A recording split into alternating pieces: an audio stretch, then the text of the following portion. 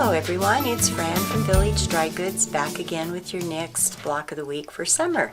I hope you've been enjoying it. This block is number 9. So let's head on back to the table and I'm going to show you how to put this one together. We're back. We're ready to get busy sewing. So in your kit, this is what your kit looks like right here. Ignore these pieces down here. I'm going to show you what we're going to do with that. But these are your pieces that are in your kit. So the first thing you're going to do is you're going to start cutting these. Don't cut these 2 strips. Leave them alone. We're going to sew them together because we'll be trimming those up later on. But you will cut 2 4-inch pieces from both your blue and your cream. Save your other cream because we're going to use that for something else. And these 2 pieces here are for your flying geese. So you've got a 7.5 square and 4 3.5-inch squares, and you've got your 9-inch square from this. So let's start sewing this and show you how fun. I found some new rulers to use again. Surprise, surprise. So you're going to take these first 2 strips and you're just going to sew them together. Just like so.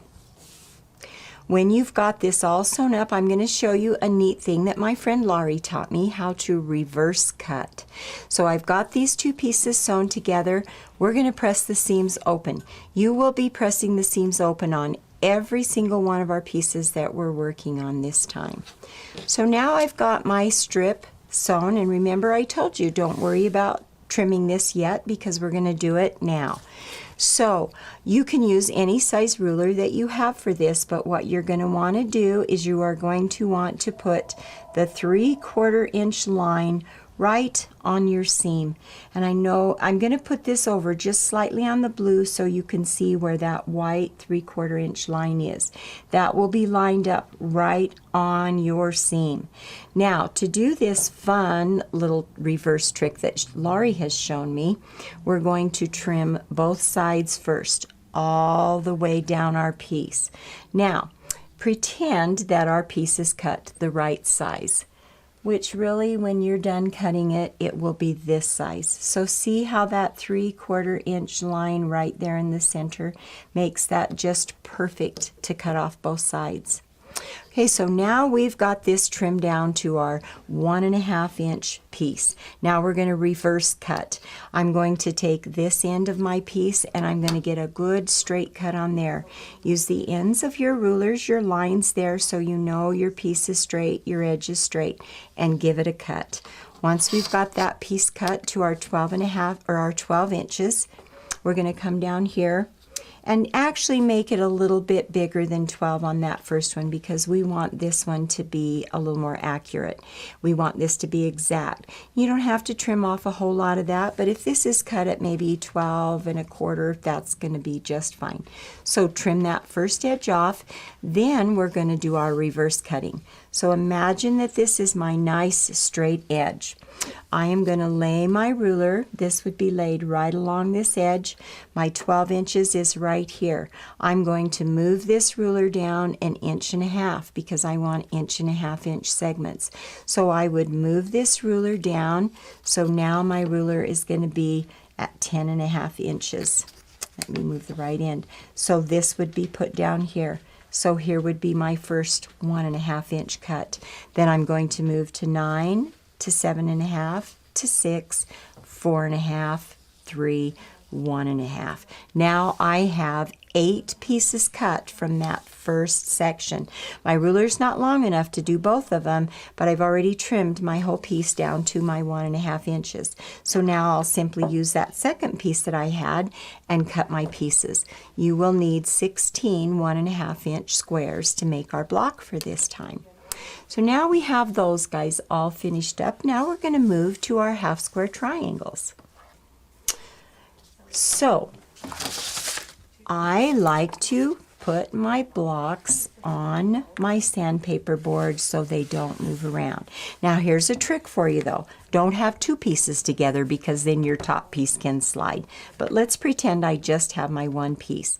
I'm going to take my magic wand. I'm going to lay it from corner to corner. I'm going to take my handy mechanical pencil and I'm going to draw both of those lines.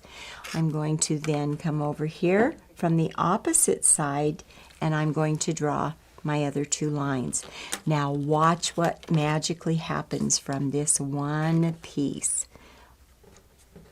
Here is my one piece that we've just drawn our lines on, and then we have sewn in both directions. Now I'm going to cut this apart. Here's a really good trick. Do not move your pieces as you're cutting them. So you're going to take your piece, you're going to take your ruler, and you already know how much I love Creative Grids rulers, and so once again I'm going to use my 2.5-inch ruler. I'm going to line up both of my edges so I'm right on. I know this is going to be straight, and I've got my 2-inch line right here along the edge of my piece. I am going to cut once vertically, then without moving my piece I am going to turn it around, line it up again with my nice lines here on the top and the bottom and my 2 inches along the side. I'm going to cut it again. Still do not move your block. Now I'm going to come over here, and I like to use this 1/4-inch line in here when I'm cutting. You don't have to be that fussy because this is in your seam. This is your seam allowance in here, so it doesn't matter. Now I'm going to trim this direction, and then I'm going to move it around over here, and I'm going to trim it in this direction. When I get all of those cut, you end up with 8 half-square triangles from your 2 blocks here. That's my new find, is that I can make half-square triangles now a whole bunch at a time without all those little lines. So once I have this all cut apart, and you will be making 2 of these, so you'll end up with 16 half-square triangles when you're all finished. So then you can trim up your half-square triangles with any method that you like. I found this Creative Grids ruler, and it is called a half-square 4-in-1 triangle ruler. And here is the neatest thing of all about this. When I'm done trimming it on here, I don't have to press it and then retrim it again. It will be perfect. So what you're going to do is you will take your triangle. You're going to line this up. These triangles are going to finish at 1 inch, and we know that Creative Grids rulers have the finished size on their rulers. I am going to take this 1-inch line, and I'm going to lay it right on my sewn line right here. I'm going to trim these 2 sides off. Then I'm going to take my ruler, let's pretend it's all trimmed down, and I am going to use this fun end, and I'm going to get rid of dog ears. So I'm going to lay my black line here right along my seam. I will cut this side off, then I will flip it over.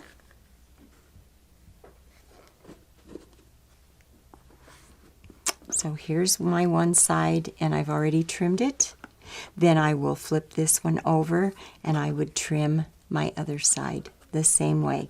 Lay the black line right on the seam. Line up your edge over here and trim your other dog ear. That is a huge step saver. Okay, how many of you guys have trouble when you're trying to open your seams? Because remember, I told you we're going to press every single seam on this open. I have a lot of trouble fumbling around trying to get these open. I've already opened this one, so it's not really a good example, but I use the little strip sticks to press my seams open. When I have it laying up there, I have a little trouble fumbling there. Okay, if this were all the way up here, you can use, I actually at home use just a little wooden skewer. Works great. Or you can use a pencil or your stiletto, whatever you have that has a little point. Start it right there in that end. Look how that just opens that right up. And then I'm ready to press, and my fingers aren't being burnt, and I'm not sitting there for 10 hours trying to open that little piece up. So there's your handy dandy little tip on that one. Then, once I've got this all pressed out, we'll use this one, I can lay my ruler back on there, and you're going to see that is, and I have not trimmed this, I haven't done a darn thing with it other than opened it up and pressed it. Do you see how that's my perfect 1-inch size No more trimming, it's just done. But if you don't have this ruler or don't want to buy one, have no fear. There's lots of other options. You know, I always give you options. If you have the block ruler, by all means use those. They are marvelous little rulers. Again, remember when we're using this, now because we've pressed our seams open, it's a little bit trickier to get it on there. But we want this one trimmed to 1.5 inches.